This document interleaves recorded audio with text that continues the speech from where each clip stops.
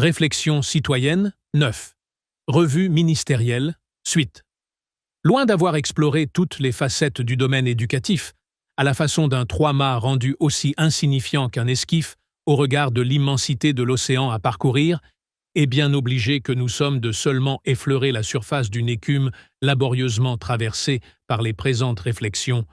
nous parvenons tout de même à entrevoir tous les progrès qualitatifs que la nature démocratique du pouvoir délodiste autorisera en s'enracinant dans sa base citoyenne, locale ou communale.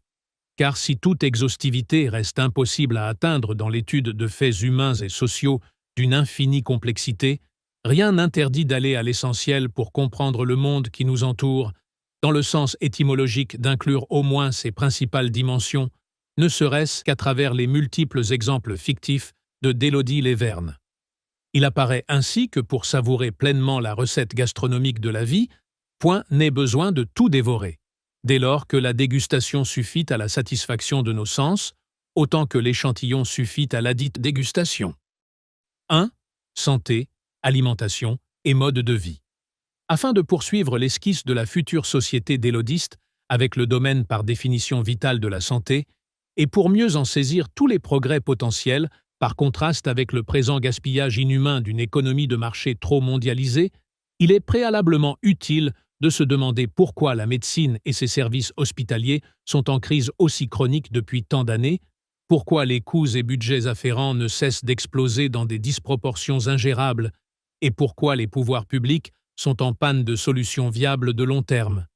Comme déjà souligné dans un précédent chapitre, l'importance quantitative des besoins hospitaliers et médicaux en tout genre est avant tout le résultat d'une société sérieusement malade, atteinte depuis trop longtemps par le syndrome d'une surcroissance inégalitaire exacerbée, tant il est vrai qu'à l'instar des prisons surpeuplées, la plupart des soins médicaux cachent et pansent, en vain, les plaies humaines d'une vie sociale dégradée.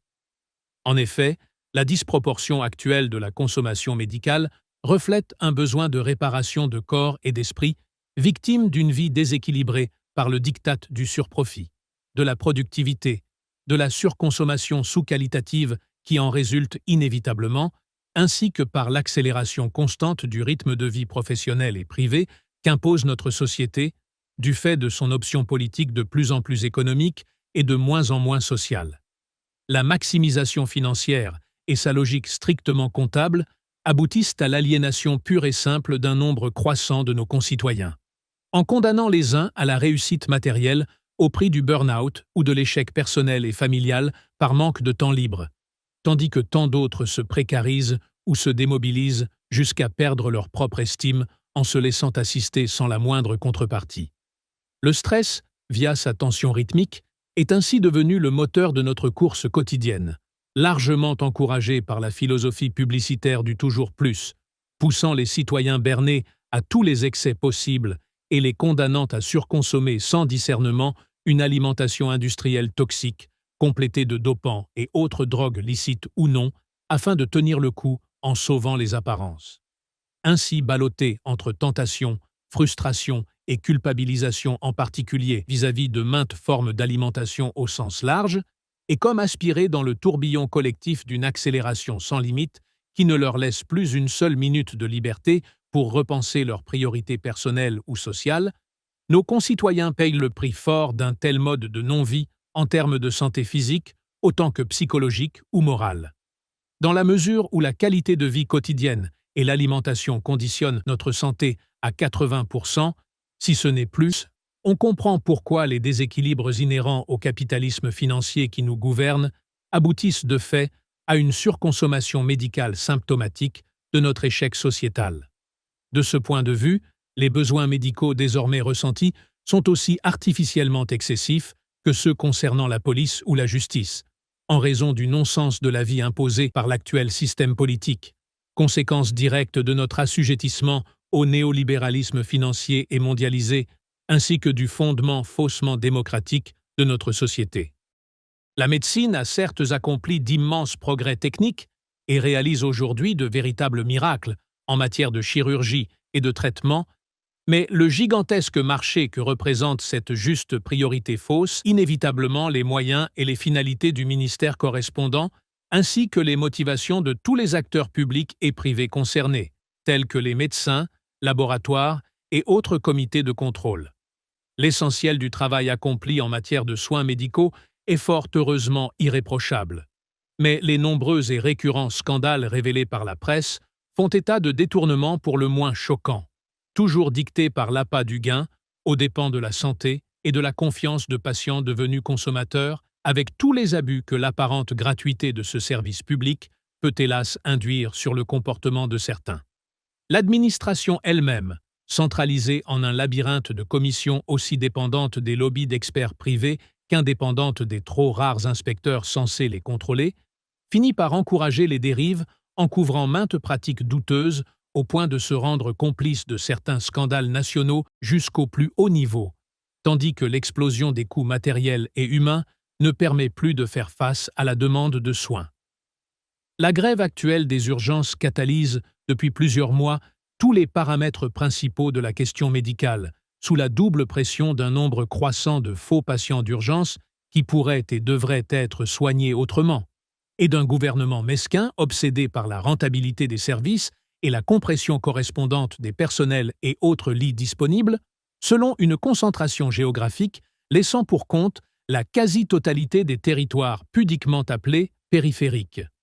D'un point de vue délodiste, l'ensemble du secteur médical sera hélas condamné au non-sens social, autant qu'au gouffre financier, aussi longtemps que le pouvoir restera centralisé entre les mains d'une fausse majorité par manque de démocratie directe et de contrôle citoyen, tant politique que social ou économique.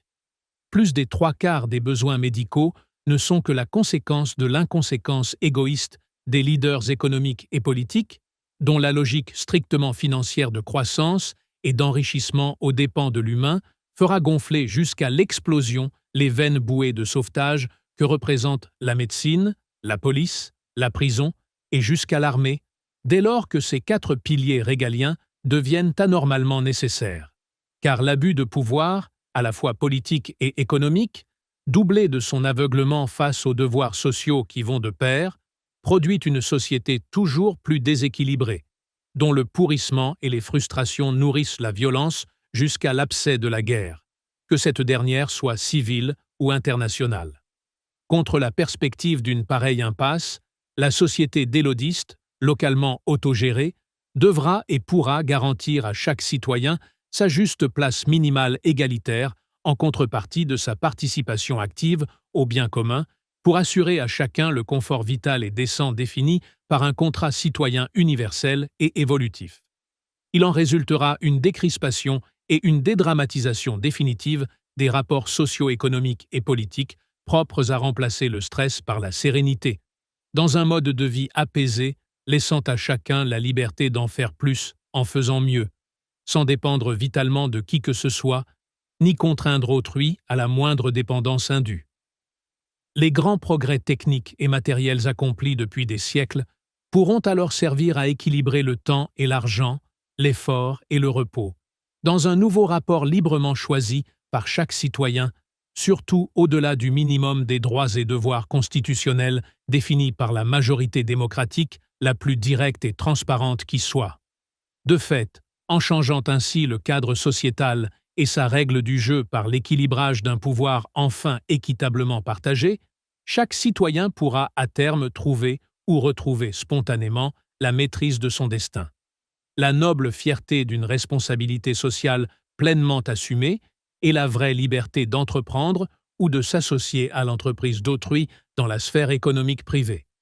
Le stress et la boule au ventre du surtravail imposé, tout comme la dépression et la déprime de l'inactivité, sont en effet les principaux maux de notre société schizophrène, tandis que la perte de toutes les valeurs morales qui en résultent ruine la santé physique et psychique des trop nombreuses victimes, parfois hélas consentantes, de ce système abusivement libéral. D'où la surconsommation de piètres produits agroalimentaires, saturés de graisse, de sel et de sucre, ainsi que l'addiction à toute forme de drogue légale ou non, avec l'encouragement irrésistible de la publicité et de la sous-culture multimédiatique, pour aboutir à la conséquence inévitable des maladies les plus graves, comme les cancers, diabète et autres infarctus ou AVC,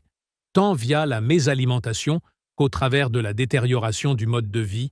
par absence de temps libre ou excès de temps mort, selon le cas. Au contraire de cet affligeant tableau, dans une société apaisée pour l'essentiel par la garantie égalitaire d'une justice minimale sur les 3 dimensions politiques, économiques et sociales, les besoins médicaux les plus fréquents concerneront 4 à 5 fois moins de concitoyens, à savoir principalement les victimes d'accidents, sans doute beaucoup plus rares qu'aujourd'hui, les personnes âgées, ainsi que les personnes malades ou handicapées de naissance, car les causes socio-économiques et psychologiques affectant la santé de l'écrasante majorité des patients d'aujourd'hui auront définitivement disparu de notre environnement social autant que physique et naturel.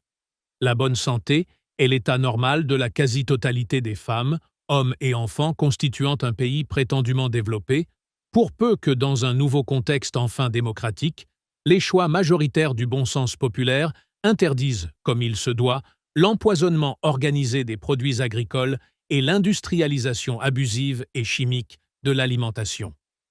Dans le contexte d'une civilisation délodiste, la proportion des besoins médicaux redeviendra normale, en nécessitant 4 fois moins de dépenses et de moyens en tout genre, tandis que les citoyens se prendront en charge de manière plus autonome et préventive, aussi localement qu'il se peut, à la façon actuelle de certaines populations nord-européennes.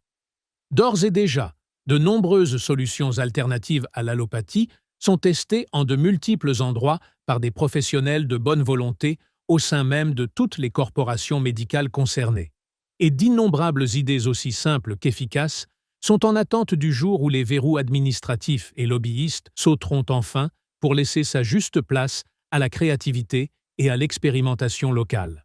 Le contrôle rapproché et transparent des citoyens, à tous les échelons de validation de nouvelles pratiques ou de nouveaux médicaments utiles, dépassera sans peine en termes de sécurité les résultats souvent douteux des actuelles agences officielles de contrôle, dont nombre d'experts sont en lien de dépendance directe avec les laboratoires et autres industries de la santé.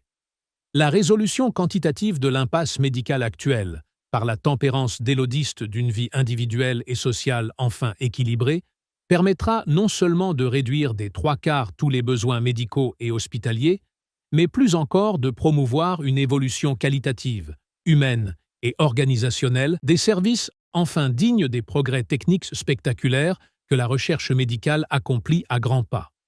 En lieu et place des intérêts privés et corporatistes abusifs qui amplifient si largement le gouffre financier d'aujourd'hui, les néo-initiatives citoyennes issues de l'expérience du terrain ne manqueront pas de suggérer des solutions plus simples et plus naturelles en matière de médecine préventive autant que curative, tandis qu'enfin, toutes les conditions humaines seront réunies pour optimiser l'effet thérapeutique des nouveaux outils et protocoles que l'avenir nous réserve. Il est tout à fait compréhensible que certains coûts augmentent structurellement, en particulier concernant la recherche et les nouvelles technologies associant l'intelligence artificielle des robots au docte savoir-faire des personnels médicaux, tout comme il est logique qu'une population vieillissante induise de nouvelles dépenses pour les plus âgés d'entre nous. Mais les budgets correspondants seraient déjà tout à fait supportables si la disproportion des besoins médicaux engendrés par l'injustice et les déséquilibres de notre société ultralibérale ne plombaient pas à ce point les potentialités du progrès médical. La situation présente, des urgences en particulier, démontre de façon pathétique l'impossible résolution de l'équation 100% néolibérale qu'impose la gestion actuelle du ministère de la Santé, car tout se passe comme si la surface du pansement ou du plâtre appliqué au corps social le paralysait désormais jusqu'au point de l'étouffer. La fuite en avant du capitalisme financier face aux conséquences de ses effets pervers atteint de facto un degré sans précédent, dès lors que l'énergie et les moyens nécessaires au colmatage des brèches et au rattrapage des contradictions finissent par surmobiliser, voire immobiliser l'ensemble du vaisseau national, sans pour autant contenir la pression irrésistible de l'eau de plus en plus salée qui s'y engouffre. Ce syndrome du point de non-retour de l'antilogique ultralibérale est déjà visible dans bien d'autres domaines. En économie, via la précarisation extrême des plus démunis et la saignée de l'austérité imposée à la classe moyenne en particulier, mais aussi en matière de sécurité et de justice, par un besoin de toujours plus de forces de police et de prison, devenu quasiment impossible à financer. En réponse à ce blocage historique sans précédent en matière de santé, notre avenir d'élodiste suscitera inévitablement une logique moins mercantile, par laquelle l'intérêt commun s'imposera en priorité, ce qui n'empêchera nullement chaque citoyen de devenir autant que faire se peut son propre médecin, ne serait-ce que de façon préventive. La sérénité d'un quotidien futur sans aucune inquiétude vitale, enrichi de contacts sociaux beaucoup plus nombreux et variés que ce qu'impose l'actuelle routine individualiste, permettra à chacun d'être son premier médecin, en accédant quasi spontanément à la tempérance et la sagesse minimale par l'observation quotidienne de ce qui est bon ou nocif, concernant aussi bien l'alimentation que l'activité professionnelle ou sportive. Tant il est vrai que les dérives alimentaires et autres addictions sont avant tout le résultat d'un mal-être et d'un mal-vivre imposés par des conditions de vie aussi injustes que déséquilibrantes, acculant notre humanité aux excès les plus contradictoires. Aidé en cela par des nouvelles technologies constamment plus performantes et personnalisables, le citoyen responsable pourra profiter d'un autodiagnostic préventif largement plus fiable que celui de nombre de médecins actuels, tandis que ces derniers pourront par le même biais optimiser les traitements et les interventions éventuellement nécessaires. Les marchés médicaux de la recherche et des laboratoires se verront contrôlés plus directement et plus localement par les néo-citoyens dans l'intérêt d'une médecine rendue égalitairement accessible à tous ceux qui en auront besoin, en particulier via la priorisation du futur secteur public, s'agissant ici de recherche médicale et de production de certains médicaments et équipements parmi les plus essentiels, ce qui limitera la quasi-monopolisation du privé et de ses surprofits en la matière, tandis que la qualité et la densité de l'encadrement humain pourront profiter de l'amélioration des conditions de travail, en rythme horaire et en salaire, qu'induiront les garanties citoyennes socio-économiques constituant l'objet du prochain livre de ces réflexions. S'agissant du coût exorbitant de la prise en charge des personnes âgées dépendantes, que ce soit à domicile ou en résidence médicalisée, les solutions d'élodistes renoueront également avec l'échelle humaine et locale d'une mise en commun des moyens nécessaires entre personnes volontaires, via de simples solutions mutuelles, associant les familles et développant par exemple des formules intermédiaires de colocation multiples directement gérées par les intéressés et leurs enfants adultes, sans que les plus âgés d'entre nous se trouvent déconnectés du reste de la société et surconcentrés de gré ou de force dans les structures trop impersonnelles d'aujourd'hui. Le marché scandaleusement juteux des résidences privées et autres associations d'aide étonnamment lucratives se verra dès lors efficacement concurrencé par des initiatives citoyennes généreuses et imaginatives, car provenant aussi des familles directement concernées, dont le premier intérêt sera de maintenir leurs pensionnaires aussi actifs et autonomes que possible dans le quotidien de toutes leurs tâches individuelles, voire communes, quitte à assouplir la complexité d'une réglementation trop souvent faite pour multiplier artificiellement d'inutiles dépenses. Les personnes âgées ont par-dessus tout besoin de vrais contacts et d'activités pour maintenir leur faculté mentale, leurs conditions physiques et leur vitalité, pourvu que le cadre de leur structure d'accueil soit conçu pour les faire participer, au lieu de les condamner prématurément à la passivité d'un ennui mortifère. L'infantilisation des personnes âgées par les services privés actuels, encouragée par un système de normes aseptisées et déshumanisées qui ne profite qu'à un oligopole de sociétés à but purement lucratif, doit en effet laisser place à des formules d'assistance plus souples, aptes à laisser nos aïeux vivre pleinement la tranche ultime de leur parcours terrestre. Sous le contrôle local de citoyens directement intéressés en la matière, les meilleures initiatives se verront à nouveau libérées, au lieu d'être réglementairement interdites, sous d'ambigus prétextes d'hygiène délibérément excessive ou de normes qualitatives impraticables, souvent faussement garanties par les multinationales du marché des seniors. À tout point de vue, la reprise en main locale et communale de l'aide aux personnes âgées ne pourra que gagner en humanité et en bienfaits ce que certains profiteurs abusifs mériteront de perdre, assainissant d'autant la nécessaire coopération entre secteurs publics et privés, dans la juste limite de coûts ou profits honnêtes et réciproques, en termes humains autant que financiers. Les problèmes liés à la santé publique ne saurait bien entendu se résoudre du jour au lendemain. Mais tout porte à croire qu'à terme, la démocratie locale et directe quadridimensionnelle, car politique, sociale, économique et culturelle, aboutira à la réduction spectaculaire du volume des besoins médicaux, autant qu'à la limitation des pratiques abusives dérivant de maints excès d'appétit financier, grâce au contrôle citoyen majoritaire de la réglementation afférente, et plus encore à la libération des initiatives locales les plus généreuses. Enfin, cerise sur le gâteau, les citoyens recouvreront dans leur ensemble une bonne santé quotidienne pour profiter d'une vie socialement apaisée, tout en ayant le cas échéant un libre accès à des services médicaux de qualité égale pour tous, services par ailleurs d'autant plus rarement sollicités que chacun prendra plaisir à maîtriser sa propre santé quotidienne en responsabilité, tant il est vrai qu'il n'est de meilleure prévention qu'une existence enfin libérée de tout stress peu ou prou subi. 2. La contre-révolution agricole. S'il est un autre domaine vital directement lié à celui de la santé publique, et à vrai dire, préalablement situé vis-à-vis de ce dernier, c'est bien l'agriculture, mère de toute civilisation sédentaire depuis l'abandon inéluctable des conditions humainement trop précaires de la cueillette et de la chasse.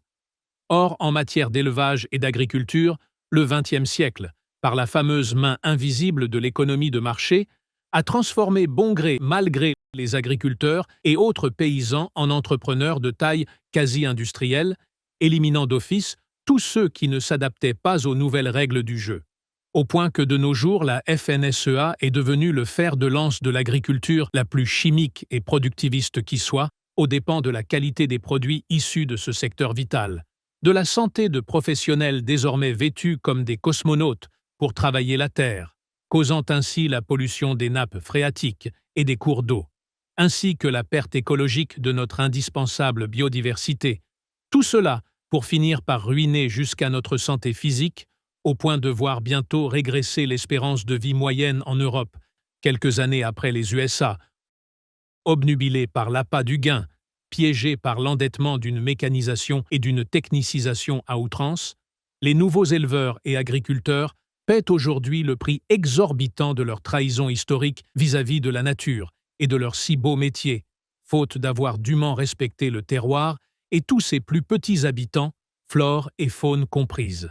Le sol agricole, terre arable multimillénaire naturellement issue de la décomposition permanente d'une vie fourmillante de vers, d'insectes et de plantes en osmose optimale, n'est plus qu'un support inerte, mort et insipide pour engrais chimiques et autres OGM, obligeant l'agriculteur-éleveur à se ruiner toujours plus en achats captifs annuels, à la merci de multinationales en situation de monopole quasi mondial.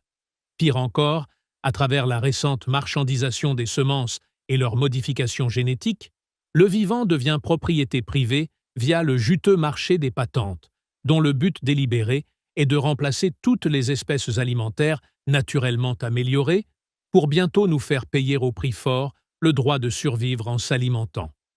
Précarisés moitié par leur faute, moitié malgré eux, les gens du terroir passent désormais autant de temps derrière l'ordinateur que sur leurs champs ou auprès de leur cheptel, afin de suivre anxieusement le cours instable des bourses agricoles au jour le jour et pour accomplir les innombrables démarches administratives qui conditionnent leur nouveau statut, devenant ainsi des assistés honteusement subventionnés via la PAC et tous les organismes intermédiaires voués au maintien en survie de cette ubuesque situation. Pour résumer ainsi le contre-exemple de la France au sein de l'Europe.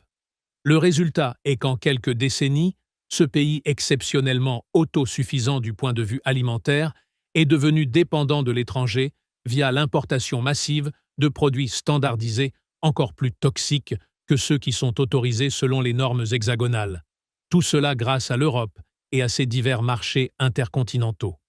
Cette révolution agricole si prometteuse, supposée être aussi rationnelle que moderne pour augmenter les volumes et diminuer les coûts, contraint finalement les citoyens à s'empoisonner aux pesticides en payant doublement leur nourriture quotidienne sous plastique, à travers un système de sous-rétribution des acteurs premiers, qui favorise surtout la grande distribution et l'industrie agroalimentaire sur le dos des agriculteurs, obligeant le consommateur contribuable à payer par ses impôts directs et indirects les méga-subventions nécessaires à la survie du dit monde agricole. À tout point de vue, l'impasse suicidaire de cette logique purement libérale est désormais totalement avérée, puisque le rattrapage permanent de cette profession, maintenue sous perfusion par la politique agricole commune, ne fait qu'aggraver les déséquilibres, en induisant constamment la surproduction chronique, la baisse constante de qualité authentique et de goût des produits, la détérioration des sols et leur surconsommation en eau aussitôt polluée. Autant dire que la main invisible du marché est tout sauf verte et que le seul geste effectif dont elle s'avère capable est de promouvoir systématiquement les plus gros producteurs en ruinant les autres, pour un résultat financier et sanitaire aussi catastrophique pour l'ensemble des citoyens que profitable pour les très rares gagnants de ce loto pipé. Mais n'est-ce pas là la définition même de l'ultralibéralisme absolu, au prix de la démonstration la plus éclatante de l'injustice et des gaspillages, tant humains que financiers et écologiques, qui en découlent? C'est ainsi que le beau métier d'agriculteur ou d'éleveur s'est trouvé peu à peu défiguré au point de rendre les hommes et les femmes du monde rural co-responsables du réchauffement climatique et de la mort biologique de leur terroir, alors même que, par définition, ils se trouvaient les mieux placés pour préserver la symbiose heureuse entre l'humanité et sa terre nourricière. Si la prometteuse révolution technologique et économique opérée par l'agriculture au siècle dernier s'avère à ce point néfaste, au vu de son échec amplement démontré par l'histoire actuelle, l'impasse qui en résulte ne peut qu'obliger les citoyens délodistes à faire urgemment marche arrière à mains égards, car la seule façon de se sortir d'un cul-de-sac par trop étroit est d'abord de reculer, condition préalable à un changement de cap indispensable. Or, il se trouve que l'actuel débat sur la distance minimale entre sol pesticidé et habitation ou école, courageusement lancé par la décision individuelle d'un maire prenant au mot un président Macron dont la peinture verte n'est pas encore sèche, reflète idéalement le propos délodiste, tout en soulignant au passage l'hypocrisie officielle d'une norme réduite à seulement 5, voire 3 mètres de sécurité. Cette situation, médiatiquement relayée avec empressement, a le mérite de montrer que les communes de France peuvent reprendre en main certaines initiatives, malgré le carcan légal qui les dépossède de leurs droits fondamentaux, ce qui témoigne surtout d'un désir général de maîtriser à nouveau localement beaucoup plus de décisions que ne le permet la tutelle étatique et centralisée qui nous oppresse. En filigrane, cette évolution encore toute récente sous-entend que les citoyens sont désormais, du moins déjà moralement et psychologiquement, fin prêts à préférer l'autogestion locale et ses coûts à la dépendance permanente vis-à-vis d'un État pseudo-démocratique aux intérêts privatisés. En réalité, dès lors que les citoyens délodistes pourront librement s'exprimer via leur majorité directe, locale autant que nationale, tous les pesticides avérés dangereux seront promptement supprimés et remplacés par des méthodes douces utilisant à nouveau l'autorégulation optimisée de la biodiversité naturelle, via la réintroduction des multiples bestioles, champignons, haies vives et autres polycultures qui peuvent ensemble revitaliser le sol en un terreau fertile, comme l'a si merveilleusement démontré l'expérience éclatante d'un Pierre Rabhi. La nature est toute puissante, apte à effacer nos plus présomptueuses créations humaines aussi facilement que nos erreurs les plus manifestes, comme peuvent en témoigner les temples d'Angkor engloutis par la jungle, ainsi que la stupéfiante résilience de la nature entourant Tchernobyl. L'agriculteur de demain, comme les courageux pionniers de l'agriculture biologique, retrouvera donc le chemin de la raison en même temps que le plaisir de labourer une terre naturellement riche, pour une production à nouveau variée et d'abord localement soutenue, dans l'écologique qui consiste à raccourcir les circuits et réduire ainsi l'effet de serre et le réchauffement climatique, tout en augmentant sensiblement le bénéfice du producteur par une distribution plus directe, doublée d'une saine diversification. À n'en pas douter, les citoyens délodistes n'accepteront jamais les risques d'empoisonnement permanent que représente l'agriculture faussement dite conventionnelle et le rapide retour à des pratiques équilibrées et tempérantes vis-à-vis de la nature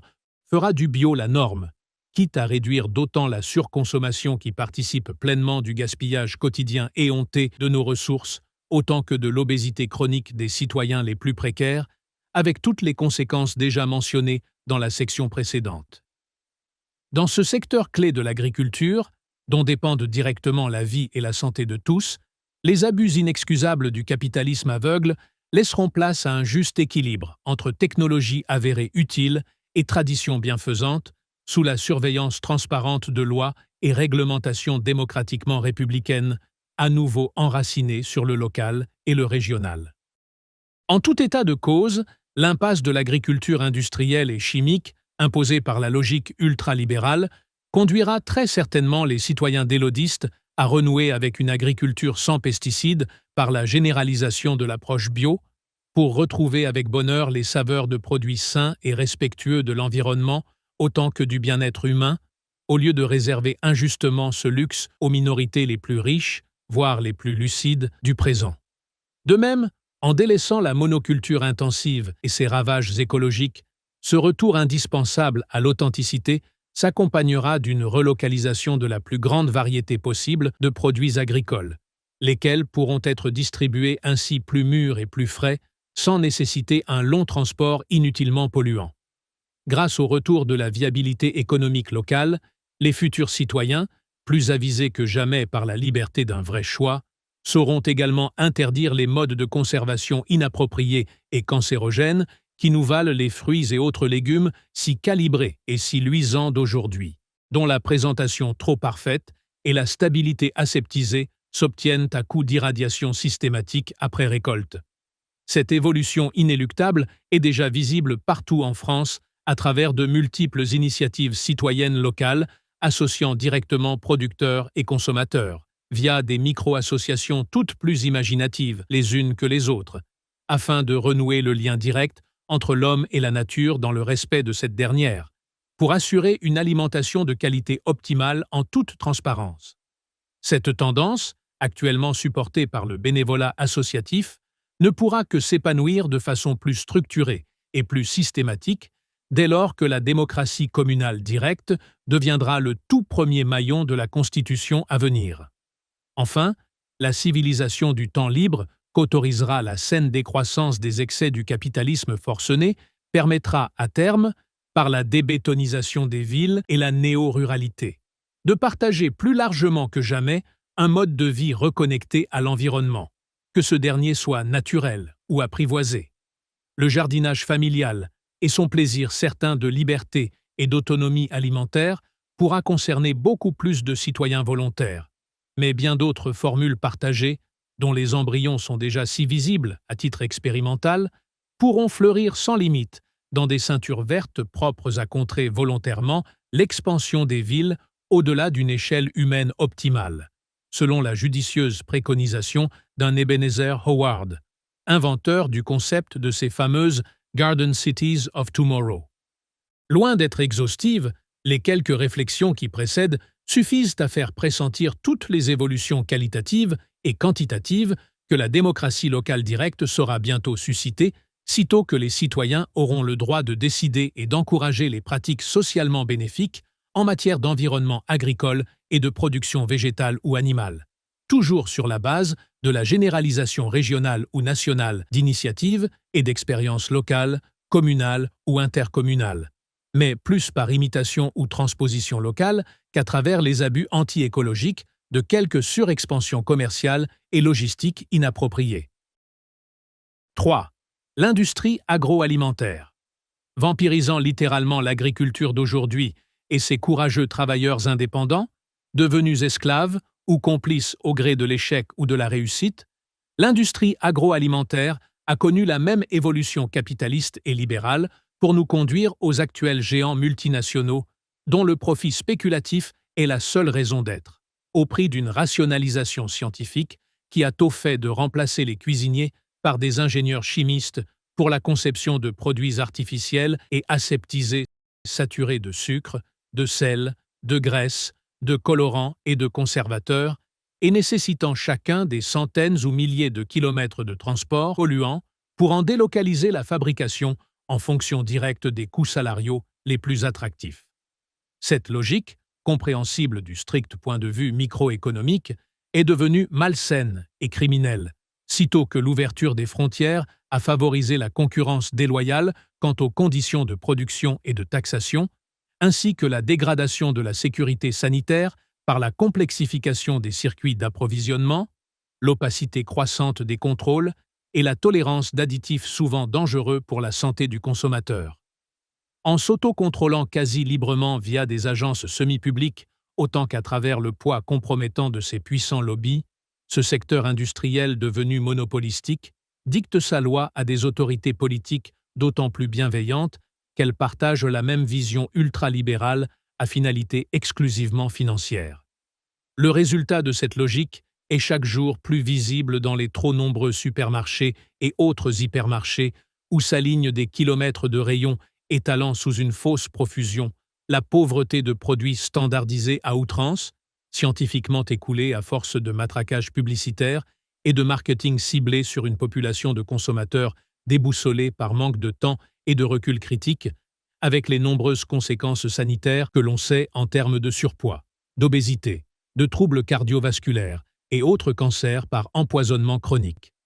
Cette évolution participe directement de la saturation artificielle des besoins médicaux et hospitaliers déjà observés plus haut, tandis que la surimportation massive de denrées alimentaires douteuses, très en dessous des standards sanitaires français, américanise à grands pas le bon goût et la réputation si exemplaire de notre pays en matière de gastronomie et d'alimentation.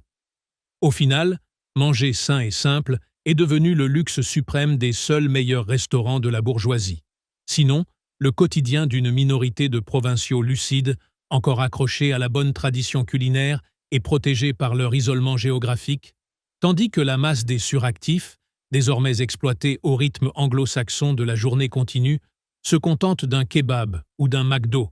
paraissent bien compréhensibles de ceux qui n'ont plus une minute de liberté pour l'acte le plus vital du bien-être quotidien. Que reste-t-il dès lors de la qualité de vie qui suppose un juste équilibre entre le temps et l'argent, lorsque la France urbaine devient à ce point dépendante du prêt-à-manger?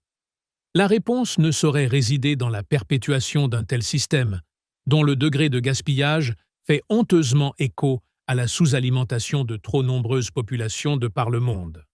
Si l'on pouvait mesurer objectivement le nombre d'emplois perdus et de vies gâchées par la mondialisation faussée qui nous est imposée en matière alimentaire, faute de respecter l'intérêt majoritaire d'une vraie démocratie et son équilibre socio-économique subséquent, les Français opteraient à coup sûr pour une relocalisation des ressources et des produits alimentaires, quitte à avoir 10 fois moins de pseudo-références disponibles dans leurs supermarchés, pour le plaisir cohérent de produire plus localement, de n'importer que le strict nécessaire, tout en maîtrisant les provenances et l'information transparente du consommateur, et de multiplier à nouveau les emplois locaux utiles dans ce secteur, autant que le pouvoir d'achat collectif qui les accompagne. Cela n'enlève rien à l'intérêt des grandes surfaces, dont le juste succès correspond forcément à un besoin de commodité d'achat bien compréhensible de la part du consommateur, mais tout est une question de degré et de libre choix entre les diverses formes de commerce alimentaire qui devraient être maintenues.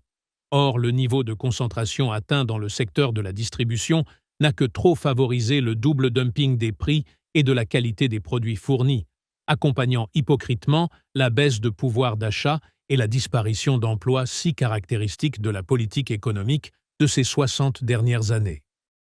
Ainsi, le paysage alimentaire des pays développés restitue-t-il les honteuses extrémités du beaucoup trop et du pas assez, entraînant la disparition de tous les restaurants indépendants de catégorie moyenne où l'on pouvait bien manger dans un juste rapport qualité-prix, au seul profit des adresses les plus étoilées d'un côté et des chaînes de pseudo-restauration les plus basiques et standardisées de l'autre, phénomène accéléré par le déclassement croissant d'une classe moyenne désormais privée de sortie aux restaurants traditionnels. Cette évolution qualitativement désastreuse et si nocive pour la santé du plus grand nombre est le résultat logique de la dérégulation généralisée qui caractérise, hélas, la monotendance du marché néolibéral depuis plusieurs décennies, laquelle ne saurait être qu'inversée pour peu que les préférences citoyennes majoritaires soient prises en compte, ce qui sera le cas lorsqu'une société délodiste et tempérante créera bientôt les conditions d'un nouvel équilibre dans notre mode de vie social, au travail, tout comme en matière de temps libre. En effet, qu'il s'agisse de production, de transformation, de distribution ou de restauration, et au lieu d'être injustement effacée par le business du nourrissage actuel d'humains devenus bêtes de somme, toute la chaîne alimentaire locale ou régionale se trouvera en situation de ressusciter dignement dans le cadre d'un équilibéralisme bien compris. Car le libéralisme débridé, qui accentue de jour en jour l'injustice des inégalités en pillant les ressources planétaires dans un gaspillage sans précédent, est désormais tout sauf le libéralisme de son principe originel. Il ne s'agit plus que d'une dictature économique exacerbée par la surconcentration d'un pouvoir abusif entre quelques dizaines, voire quelques centaines d'individus dangereusement malades de leur ego. Le véritable libéralisme suppose la multiplicité des acteurs, la transparence concurrentielle, le respect de la marge nécessaire à tout partenaire ou fournisseur, la liberté d'entreprendre dès la plus petite échelle. Autant de caractéristiques incontrôlables dès lors que le marché positif se dénature et se corrompt en dépassant une échelle humaine optimale. Dans le contexte politique, économique et social d'une société délodiste, respectant enfin sa propre devise nationale, un certain degré de libéralisme utile devra être jalousement préservé à l'échelon local ou régional, à condition d'être techniquement déconnecté du libéralisme actuel, afin d'en conserver les avantages tout en s'assurant d'en éviter les inconvénients. Un peu à la façon de l'indispensable, mais toujours attendue séparation entre banques de dépôt et banques spéculatives, pour caricaturer les choses, en attendant l'exploration économique et sociale du livre 2 des Tempérants. Pour l'heure, force est de constater que la libération de toute personne majeure par la garantie du contrat citoyen changera la règle du jeu en promouvant les initiatives locales autonomes en matière de libre entreprise, autant qu'en obligeant les actuels leaders économiques à respecter leurs partenaires sociaux et leurs employés par une plus juste rétribution horaire du travail, le but légitime étant de maintenir dans un équilibre nécessaire la délicate balance du fameux trinôme actionnaire-entreprise-salarié, par ordre alphabétique, s'agissant des plus grandes sociétés. L'important ici est de préciser que le nouveau cadre délodiste sera en mesure de revitaliser et d'autonomiser largement l'économie locale et micro-régionale en la protégeant structurellement de tous les effets pervers de l'économie nationale ou internationale induits par la dérégulation mondiale actuelle. Dans ce domaine agroalimentaire, la loi serait d'ores et déjà en mesure d'imposer bon nombre de progrès très sensibles sans besoin de dépenses budgétaires supplémentaires, si la volonté politique respectait l'intérêt du plus grand nombre, et du consommateur en particulier. Quel serait le coût d'une réglementation interdisant l'abus quasi systématique de ces industries dans l'addition de sel, de sucre, de graisse et de tout autre additif plus chimique encore, pour des recettes censées donner du goût aux ingrédients de base tristement insipides, fournis par une agriculture intensive, par ailleurs si friande de pesticides? Comparés aux dramatiques conséquences sanitaires de cette malhonnête habitude industrielle, de telles restrictions légales ne seraient que foncièrement bénéfiques pour la communauté, et ce, pour un budget dérisoire, tout en réduisant à terme l'essentiel de nos dépenses médicales. Mais il est de l'intérêt privé des surdominants économiques et politiques de se gaver en tant qu'actionnaires des secteurs si tristement complémentaires de l'industrie chimique phytosanitaire, de l'industrie agroalimentaire, des laboratoires pharmaceutiques et autres infrastructures logistiques ou autoroutières, au point d'être plus sensibles aux sirènes des lobbies qu'aux droits universels attachés à la santé, à l'opposé des options que formulera une majorité citoyenne directe, constitutionnellement garantie. Dans le domaine de l'éducation, et plus encore de l'information du consommateur, l'hypocrisie des normes européennes ou nationales est tout aussi évidente, concernant en particulier la provenance de tous les ingrédients constitutifs des produits alimentaires composites, tandis que l'étiquetage, rendu souvent illisible ou inintelligible, décourage une clientèle trop pressée. Qui plus est, en lieu et place de la transparence informative nécessaire, la loi tolère les slogans de marketing fallacieux et autres appellations trompeuses pour vanter tous les produits sur une surabondance d'emballages aussi inutile que polluante. La provenance de tous les ingrédients, ainsi que leurs conditions sociales, techniques et écologiques de production, sont autant de détails nécessaires aux consommateurs avertis, pour peu que la présentation en soit plus visible et que les logos européens correspondent à une authentique exigence de qualité sanitaire minimale, ce qui est très loin d'être le cas. D'où les scandales à répétition, tels que celui des lasagnes à la viande de cheval, révélant l'incroyable périple commercial du minerai ainsi recomposé pour maximiser les profits des intermédiaires aux dépens du consommateur, ou cette autre affaire plus récente des faux steaks à base de peau et d'abat achetés par un organisme officiel pour le compte les plus démunis d'entre nous. Il suffit de lire l'expression trop fréquente « origine UE » et non UE pour comprendre que le produit en question peut conséquemment venir de n'importe où sans la moindre garantie qualitative minimale, à la façon des fameux miels frelatés ou totalement artificiels importés de Chine. Autant d'aberrations très révélatrices des ravages alimentaires découlant du libéralisme abusif et de son obsession du profit maximisé, avec la bénédiction d'une Europe toujours prompte à signer de nouveaux accords commerciaux intercontinentaux. Il est aisé de comprendre qu'une démocratie digne de ce nom ne permettrait jamais de telles dérives, dont les effets pervers s'imposent grâce à la complicité bienveillante des pouvoirs publics nationaux et européens depuis que le libéralisme est aux manettes de la politique, via les fausses majorités qui gouvernent les peuples concernés.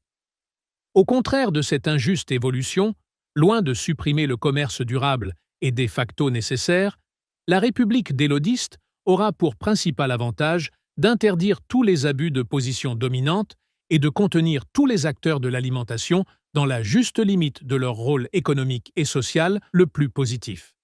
Sachant que les distinctions sociales ne peuvent être fondées que sur l'utilité commune, comme le précise l'article 1er de la Déclaration universelle des droits de l'homme et du citoyen, le cadre constitutionnel a logiquement pour devoir de limiter par la loi les comportements excessifs de tout pouvoir privé inapte à s'autoréguler, afin d'en éviter les écœurantes conséquences en termes de surproduction et de surconsommation, ce qui ne peut s'accomplir qu'en laissant s'exprimer l'intérêt général de la plus large majorité citoyenne possible. Car la pire conséquence observable du point de vue écologique et sanitaire trahit avant tout le gaspillage alimentaire des pays les plus riches en même temps que le pillage des plus pauvres, tandis que les uns sont condamnés à un gavage empoisonnant et les autres aux affres de la famine ou de la malnutrition chronique. Qui peut prétendre dès lors que le libéralisme sans limite optimise magiquement le bien-être en un paradis terrestre, et que la logique aveugle d'un Bolsonaro décimant la forêt amazonienne n'est pas, directement ou non, liée aux aberrations du marché européen entre autres continents? 4. Le défi écologique. S'il est un domaine où tout le monde s'accorde pour dénoncer les méfaits de la surcroissance imposée par la logique du profit financier comme unique finalité de la vie, c'est bien celui de l'écologie et de la sauvegarde de notre environnement planétaire, tant l'urgence absolue d'une remise en cause systémique est devenue patente. Le triste constat désormais officiellement admis démontre que tous les voyants sont au rouge vif en la matière, conséquence directe du gaspillage de ressources et d'énergie résultant de la société de surconsommation si chère aux néolibéraux, révélant au passage l'inconséquente contradiction de nos dirigeants entre leurs discours et leurs actes, tandis que la majeure partie de leurs décisions fait supporter aux citoyens les plus modestes le coût de la lutte contre le réchauffement climatique, en culpabilisant ainsi les victimes de leurs propres choix politiques irresponsables. L'impasse écologique du capitalisme commercial et financier s'aggrave d'autant plus que seule l'Europe s'en émeut suffisamment en parole, tout en jouant pleinement le jeu mondial du développement anarchique des pays et autres continents émergents, et sans nullement remettre en cause le triste leadership américain qui fait honteusement mentir l'adage selon lequel l'exemple doit venir d'en haut. Il en résulte une dépression collective, une démoralisation généralisée aggravée par nos amplificateurs médiatiques et pathétiquement exprimée par une Greta Thunberg aux accusations hystériques, sans pour autant qu'une solution de secours puisse être sérieusement proposée. Ainsi, la pollution engendrée par un système de valeurs devenu strictement boursière nous conduit-elle au spectacle déprimant d'un inéluctable réchauffement planétaire humainement aggravé, ainsi que plus directement encore à la disparition de la biodiversité via l'empoisonnement de la nature. Toutefois, il est à remarquer que l'actuel débat est quelque peu faussé par l'excès de zèle et la surenchère de pessimisme, au point de cacher de très nombreuses initiatives des plus prometteuses, et même de fausser gravement notre jugement sur la responsabilité de l'homme dans cette très inquiétante évolution. Les multiples catastrophes écologiques décrites sur Terre comme dans les océans sont bien réelles, chiffrables et qualitativement mesurables, en termes de menaces sur la biodiversité via la disparition de nombreuses espèces naturelles. Mais la dramatisation abusive peut s'avérer contre-productive lorsque l'on ne décrit que les effets négatifs d'un phénomène qui nous dépasse en grande partie, avec le risque que cette juste alerte climatique soit détournée en prétexte pour nous en faire ignorer les causes profondes. Il ne fait aucun doute que la pollution humaine contribue gravement à l'effet de serre observé, et dès lors à l'accélération du réchauffement climatique. Mais les géologues reconnaissent aussi que notre planète bleue, dans sa longue histoire bien antérieure à l'apparition des humains, a connu d'incroyables péripéties climatiques, parfois presque aussi rapides, ainsi que des changements magnétiques tout aussi subis qu'imprévisibles. Dans ces conditions, les scientifiques devraient faire montre de plus de modestie pour leur modélisation de tendance, sous peine d'être typiquement accusables d'anthropocentrisme. Il est indéniable que les ressources planétaires n'autorisent pas la généralisation, par ailleurs inutile à ce point, des modes de production et de consommation imposés par le capitalisme financier, du moins dans les disproportions de la croissance à tout prix, ce qui remet en cause l'avenir proche de ce système scandaleusement injuste. Il est tout aussi évident qu'une forme de décroissance sera inéluctable et que nombre d'excès du mode de vie occidental devront se voir gommés sur toute la surface du globe,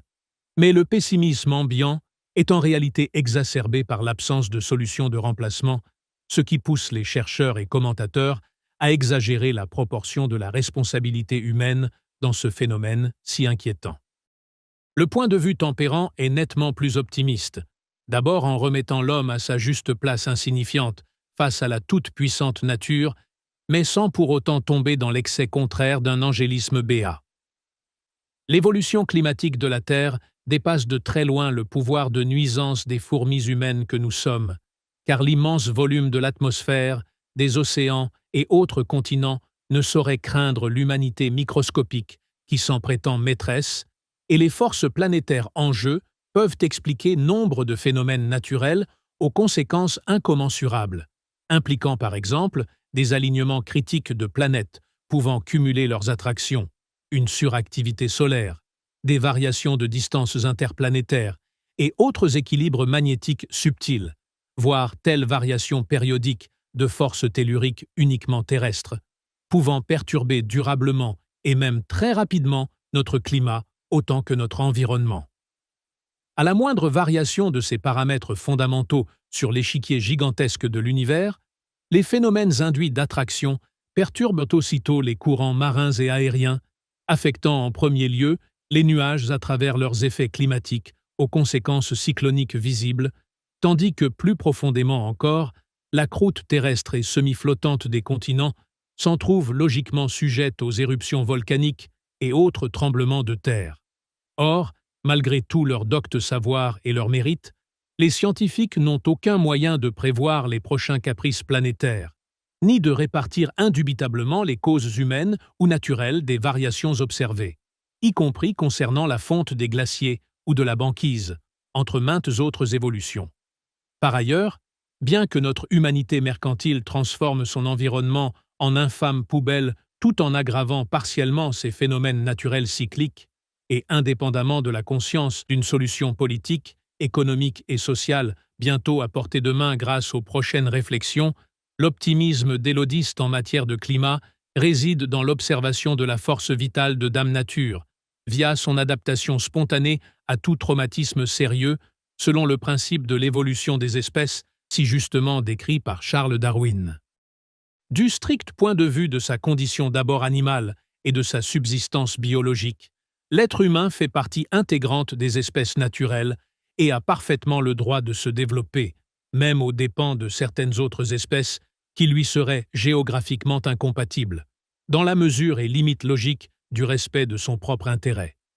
Nous savons déjà combien cette borne a été dépassée depuis longtemps et à quel point la société de remplacement qui s'impose urgemment devra définir un juste équilibre entre l'homme et son précieux environnement de flore et de faune, comme en témoigne par exemple le fameux débat, hélas non démocratique, entourant la réintroduction des loups et des ours dans les montagnes françaises. Avant même d'entrevoir les effets si prometteurs de la future république délodiste et tempérante sur l'équilibre indispensable du rapport écologique incluant les humains dans leur environnement, il est bon de constater aussi que la nature a toujours le dernier mot et sait se régénérer ou s'adapter avec une incroyable rapidité sitôt que les causes de pollution régressent ou disparaissent, tandis que même en situation de graves perturbations, les espèces animales et végétales se plient aux circonstances en développant de surprenantes résiliences organiques, voire en se remplaçant aussitôt selon le principe bien connu qui veut que ladite nature ait horreur du vide. Tout cela pour en déduire que le suicide collectif annoncé à grands cris n'est pas inéluctable, et que les annonciateurs d'une fin du monde imminente ne sont que des faux prophètes devenus les idiots utiles des pouvoirs en place. Le défaitisme de la peur panique est tout sauf une solution au problème écologique, pour peu que les citoyens décident de reprendre leur destin en main via la démocratie locale et directe, seule façon d'inverser la vapeur en faveur de tous les êtres vivants dont nous sommes. Autant dire que la solution délodiste est urgemment nécessaire, tant il serait ici naïf de compter sur la minorité dominante pour remettre en cause ces abus, et ce d'autant plus que le capitalisme est passé maître dans l'art de récupérer à son profit ses pires erreurs et contradictions, ne serait-ce ici que via la rentabilisation et la délocalisation de l'industrie du recyclage, par exemple. De la même façon, il serait hélas inutile de compter sur un parti écologiste regroupant un patchwork d'opportunistes incapables de se supporter entre eux et n'ayant aucune solution d'ensemble cohérente à opposer au pouvoir en place. Enfin, concernant ce dernier, il serait tout aussi vain d'espérer une saine préoccupation écologique de la part d'un système aussi subtilement pernicieux en matière de communication, à l'instar du double langage vertige et hors lingot de notre actuel premier de cordée. 5. La décroissance tempérante. Puisque, de toute évidence, le capitalisme est allé beaucoup trop loin dans le gavage de ses citoyens par la surconsommation grâce au pillage des ressources, autant qu'à l'asservissement de la quasi-totalité de chaque peuple, l'urgente conversion de la croissance économique en progrès social via la démocratie locale directe ne pourra que gommer à terme tous les abus commerciaux du libéralisme financier, en même temps que leurs désastreuses conséquences humaines et écologiques. La libération des citoyens, autant que la prise en main locale et nationale de leur destin collectif, leur laissera enfin la possibilité d'un choix entre temps et argent, dans une société enfin mûre pour l'ère post-industrielle de la juste répartition entre travail et loisirs, ce qui obligera bon gré mal gré les décideurs et influenceurs sociaux, politiques et économiques à respecter la priorité du bien commun et de son cadre environnemental. La décroissance ne signifie là en aucun cas un arrêt complet imposé à l'aventure humaine, laquelle poursuivra toujours sa logique évolution grâce aux recherches, découvertes et autres inventions, mais la maîtrise démocratique de chacun des niveaux décisionnels saura garantir pour la première fois l'intérêt général ou collectif, tandis qu'une saine prise de conscience des responsabilités écologiques de l'individu comme de la société ne pourra logiquement que préserver les intérêts communs de la nature et de l'humanité, le respect de la première étant dès lors perçu comme la condition préalable à l'épanouissement de la seconde. De fait, chaque vie terrestre suppose une consommation, toute consommation suppose une destruction, et toute destruction suppose une pollution plus ou moins naturelle de l'environnement, à l'instar de nos besoins quotidiens d'alimentation. Tout n'est donc qu'une question de juste proportion, et à cet égard, le drame historique du capitalisme est de dépasser systématiquement les limites de la tempérance, tant par la multiplication de besoins parfaitement inutiles au bien-être que par les conditions de fabrication de mauvais produits tout spécialement étudiés pour être remplacés le plus tôt possible. Le premier piège, fondé sur l'individualisme forcené des besoins dictés par la publicité, consiste en une manipulation des citoyens via les pires sentiments que sont la jalousie, la gourmandise, l'avarice, le souci de la réussite matérielle ostentatoire, ainsi que toutes les pulsions les plus irrationnelles et bestialement primaires, dans lesquels l'instinct de domination se nourrit du triple amalgame de l'argent, du pouvoir et du sexe, le tout sous-tendu par la frustration permanente de vouloir acquérir ce que l'on ne possède pas encore, sans même avoir le temps de profiter de ce que l'on a déjà. Piégé dans sa folle course à l'avoir, l'être perd ainsi la notion de son bien, autrement dit, du bien-être, et finit par se faire avoir en plaçant le niveau de vie au-dessus du mode de vie. Autant dire que le néolibéralisme ne flatte pas le meilleur de l'humain, en nous transformant en machines à produire et consommer dans une économie qui, très loin du ruissellement promis par ses leaders, ne fait qu'aspirer l'âme et la vie de populations entières, en même temps que leur pouvoir d'achat, via le marché et le fisc.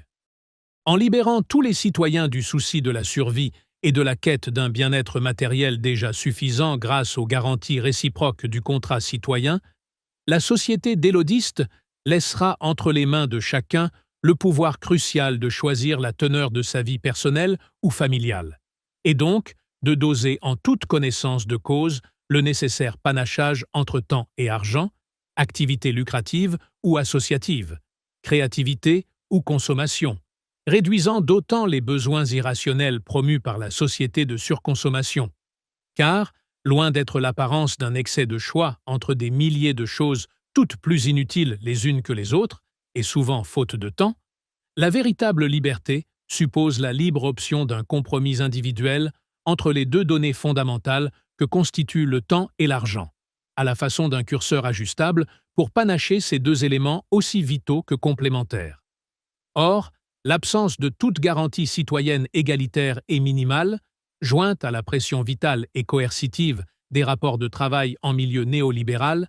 ne laisse hélas jamais le choix d'un tel compromis et n'encourage que l'extrémisme de la binarité du tout ou rien, ce qui est l'exact contraire de la liberté. Le résultat écologique de ce piège généralisé est visible dans la pollution même de nos villes et banlieues, en raison des trajets quotidiens imposés autant par la publicité de la maison modèle que par les coûts exorbitants de l'immobilier urbain, sans compter le fait que tous les objets achetés sans être utilisés, faute de temps libre, sont autant de sources inutiles de pollution matérielle, a fortiori lorsqu'ils sont plus tard jetés en déchetterie, comme tant de meubles ou autres équipements électroménagers simplement démodés ou très souvent réparables. Cela nous conduit ainsi à considérer le produit lui-même et son processus de fabrication, dont les impacts écologiques s'avèrent de deux ordres principaux. D'abord, par un intérêt commercial à courte vue, la qualité de la plupart des biens de consommation supposés durables est délibérément limitée via l'obsolescence programmée ou la fragilité de certains éléments, et l'impossibilité technique, réelle ou prétendue, de réparer l'objet le cas échéant, ce qui multiplie inutilement l'obligation de renouveler le matériel et encombre d'autant nombre de déchetteries. Ensuite, les conditions de fabrication desdits produits impliquent hélas la délocalisation planétaire parfaitement inutile et gravement polluante que l'on sait en raison des transports impliqués, sans compter le nouvel esclavage qu'elles entraînent dans les pays à bas coût, ni l'impossibilité de contrôler les dérives du travail des enfants ou des marchés parallèles. Plus personne n'est ici dupe de l'hypocrisie des pouvoirs publics en la matière, particulièrement à l'échelle européenne, alors que nombre de mesures légales sans aucun budget nécessaire pourraient rationaliser l'essentiel des produits afin de les rendre compatibles, par exemple en uniformisant les cartouches d'encre ou les chargeurs de téléphone, ce qui n'est toujours pas le cas malgré les promesses gouvernementales. La multiplication des modèles aux fins de marketing commercial induit également l'aberration de chaînes de production multiples, de stocks d'invendus et autres encombrements des réseaux logistiques, sans aucun intérêt pour le consommateur final et toujours aux dépens de ressources planétaires limitées. À cet égard, les excès de la logique libérale dans le domaine de l'industrie textile sont d'autant plus flagrants qu'il s'agit d'un secteur extrêmement polluant, au sein duquel la qualité des produits et leur durabilité n'ont cessé de régresser, au point que les consommateurs dont le pouvoir d'achat rétrécit constamment sont contraints de renouveler leurs achats à un rythme indécent, pour une dépense totale finalement très supérieure au choix d'un vêtement durable de bonne qualité. Ces techniques commerciales de braderie trompeuse et quasi permanente, dont on retrouve le principe dans les produits dits premier prix de l'électroménager, du bricolage ou de tout autre domaine, sont la source d'un gaspillage éhonté aux effets écologiques désastreux et rendent les citoyens captifs, malgré eux, à plus forte raison lorsqu'ils s'endettent, bercés par les promesses du paiement différé et autres avantages clients. Contre de telles pratiques, ouvertement malhonnêtes, l'avenir devra, ne serait-ce là que par nécessité écologique urgente, interdire la production de produits sans qualité minimale de durabilité, ce qui peut très bien se contrôler grâce à des critères techniques imparables, tandis que l'éducation et l'information transparente des citoyens pourront les rendre consciemment responsables de leurs choix.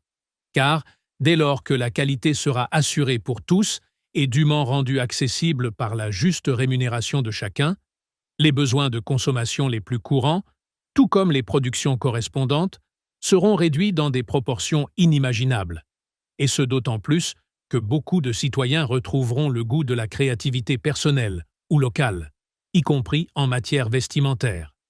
Sans souhaiter que le réchauffement climatique réduise à néant le besoin d'habillement, il est clair que cette industrie écologiquement ruineuse devra réduire drastiquement sa production à destination des pays européens en relocalisant des unités de production à taille humaine, ce que certains employeurs lucides commencent à faire, permettant au passage de préserver in extremis le savoir-faire français pour le plus grand bien de tous, s'agissant ici de l'exemple propre à ces réflexions. De même, les goûts et les modes, très souvent pilotés par les catégories socio-professionnelles, en l'occurrence supérieures, témoignent d'un regain d'intérêt pour les matières authentiques traitées naturellement, ce qui ne manquera pas d'influencer la majorité des consommateurs sitôt que ces derniers auront gagné, avec le respect de leurs droits politiques, économiques et sociaux, la possibilité d'un choix lucide au moment de renouveler leurs vêtements. La pollution par trop excessive de notre belle planète n'est donc pas une fatalité, mais force est de reconnaître que les bonnes volontés individuelles ou associatives ne sauraient pourtant remplacer le besoin de changer de paradigme politique via une constitution directement démocratique, tant la règle du jeu ultralibéral sape les bases de toute tentative de réforme en son sein. C'est pourquoi les discours de nos élus resteront si désespérément vains ou creux, et plus encore si bassement hypocrites, aussi longtemps que la mondialisation encouragera, par la concurrence déloyale, non seulement l'exploitation éhontée de toutes les ressources, faune et flore comprises, mais plus encore la paupérisation chronique de la classe moyenne et si largement majoritaire qui cimente toute société civilisée digne de ce nom. 6. Pour un libéralisme intelligent. Ainsi donc, et à l'instar du domaine éducatif exploré dans notre précédent courrier, l'agriculture, l'alimentation et l'impact écologique de nos méga-sociétés humaines feront l'objet de progrès qualitatifs sans précédent grâce à toutes les initiatives qui pourront être libérées dans le cadre d'une démocratie véritable. D'innombrables idées aussi simples qu'efficaces, renouant précisément avec le bon sens de la nature, sont déjà exprimées et testées localement sur tous les continents, y compris sous la forme très prometteuse d'entreprises rentables, preuve que la viabilité d'un monde écologiquement sain n'est aucunement utopique. Les expériences probantes sont de plus en plus nombreuses. Les solutions potentielles s'avèrent d'ores et déjà disponibles, mais toutes ces innovations techniques ou organisationnelles du bon sens commun se heurtent aux excès de la logique ultralibérale, ce qui les empêche de s'épanouir et de se généraliser, sitôt qu'elles font le moindre tort à la loi du surprofit monopolistique. Certaines de ces innombrables initiatives associatives sont pourtant publicitairement soutenues par quelques multinationales en mal chronique de greenwashing, dans une ambiguïté aussi troublante qu'un discours macronien sur l'écologie.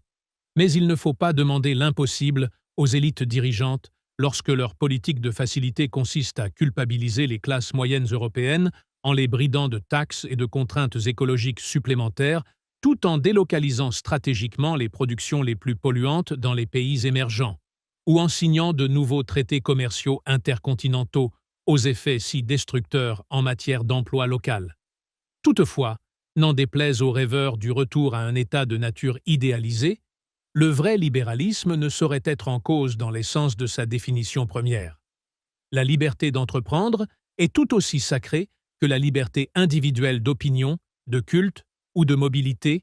et les initiatives qu'elle promeut depuis la préhistoire sont la condition même de tous les progrès sociaux et culturels accomplis par les humains, via l'accession à un confort matériel indispensable que seuls les bobos blasés des pays surdéveloppés remettent en cause sans se priver d'en abuser. Le cœur du problème tient donc entièrement dans l'abus de pouvoir, dans l'excès de libéralisme autorisé par la destruction totale et délibérée des structures régionales et nationales, la soumission du politique à l'économique, la dérégulation systématique et l'effondrement subséquent des nations, de leurs valeurs sociales et de leur identité culturelle, voire multiculturelle. Or, précisément, en l'absence d'une république démocratique véritable, incluant non seulement des droits politiques, mais plus encore des garanties minimales économiques et sociales, il est inéluctable que le comportement libéral aboutisse à long terme aux pires excès, voire aux plus évidentes contradictions, avec le soutien d'un pouvoir politique non représentatif de l'intérêt général, et en cela d'autant plus facile à corrompre. D'où les actuelles aberrations faussement paradoxales d'un hypercapitalisme chinois mariant si parfaitement la dictature politique à sa jumelle économique, tandis que, via la désindustrialisation, les pays développés pourrissent sur pied sous l'effet des conséquences sociales de cette évolution régressive, sacrifiant leur pâle couleur démocratique dans la noirceur de régimes de plus en plus policiers,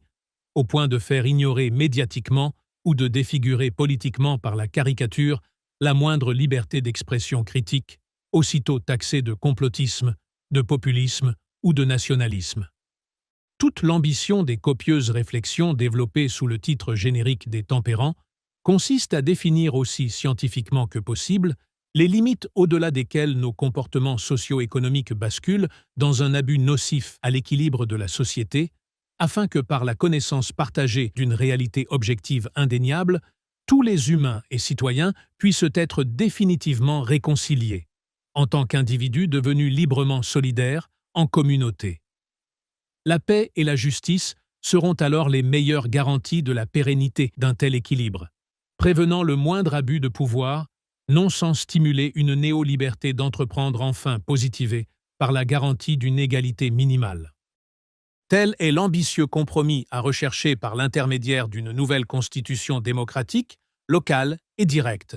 car c'est bien le cadre institutionnel qui doit définir les règles du jeu, et nous savons à quel point le mode d'emploi de la partie collective qui se joue est faussé, du fait d'être édicté par les pouvoirs surdominants depuis le début de l'histoire humaine. La démocratie représentative par élection, issue d'une révolution qui a surtout instrumentalisé le peuple au profit d'une bourgeoisie frustrée par les privilèges de la noblesse, ne saurait désormais suffire pour satisfaire l'irrépressible soif de liberté, d'égalité et de responsabilité ressentie par tous les citoyens. C'est ainsi que notre Cinquième République, déroutée de son noble cap gaullien à travers tous les présidents qui ont été élus depuis lors, montre ses limites et sa faiblesse intrinsèque face à la surpuissance d'intérêts économiques, trop égoïstes, et ce, d'autant plus facilement que l'Europe, relayée par de puissants médias privés, choisit désormais par avance les candidats effectivement présidentiables. Dans des circonstances très exceptionnelles, Charles de Gaulle s'était fait tailler une constitution sur mesure, bien trop peu démocratique, mais alors compensée par l'intégrité et le souci du bien commun qui habitait ce grand personnage. Hélas, sans se douter de l'inconscience citoyenne des pitoyables successeurs qui allaient trahir son héritage pour la gloire des marchés. Car le ver était déjà dans le fruit de son propre gouvernement, protégé par le cadre si favorable d'une constitution républicaine d'essence monarchique. Le dramatique paradoxe tient au fait que, pour être pérenne, tout pouvoir s'autorisant des droits sur autrui doit être compensé par un devoir de proportion identique, faute de quoi il devient abusif et injuste, creusant un fossé déséquilibrant et constamment plus profond jusqu'à la crise inévitable qui s'ensuit. À la violence muette de ce pouvoir excessif répond alors tôt ou tard l'explosion de la révolte autant que l'impasse de conflits guerriers agissant comme des soupapes de décompression pour le plus grand malheur de millions de victimes innocentes. Loin de la fausse Pax Romana d'un ordre fébrilement maintenu par la force de tant de surdomination, l'humanisme délodiste bien compris préfère la paix co-consentie en pleine conscience par l'autolimitation individuelle et collective d'un vrai contrat social. Mais hélas, les hoquets douloureux de notre longue histoire depuis le siècle des Lumières démontrent que la transmission du pouvoir des citoyens via le principe électoral ne garantit aucunement la paix civile promise, ni même la justice sociale qui lui est indissociable. Il faut donc passer de l'obligation d'élire le législateur au droit souverain de voter directement la législation, et plus encore définir explicitement un ensemble de droits et devoirs égalitaires et minimaux, non seulement d'ordre politique, mais également socio-économique et culturel. C'est à ce prix que l'ère attendue pourra pacifiquement éclore, permettant à long terme à l'entière humanité de profiter d'une planète préservée par une néo-société alliant la justice des fins à la justesse des moyens, et dans laquelle le surprofit, le surtravail et la surconsommation se verront ramenés aux justes proportions du nécessaire et du suffisant. Alors chacun d'entre nous, parallèlement à tous ses droits et devoirs de citoyen, aura la liberté de s'épanouir sereinement en loisirs intelligents et créatifs, ainsi qu'en entreprises exemptes de toute nocivité sociale ou écologique, pour profiter de relations humaines rendues équitables et fraternelles, car enfin totalement dépourvues de concurrence vitale. Septembre 2019.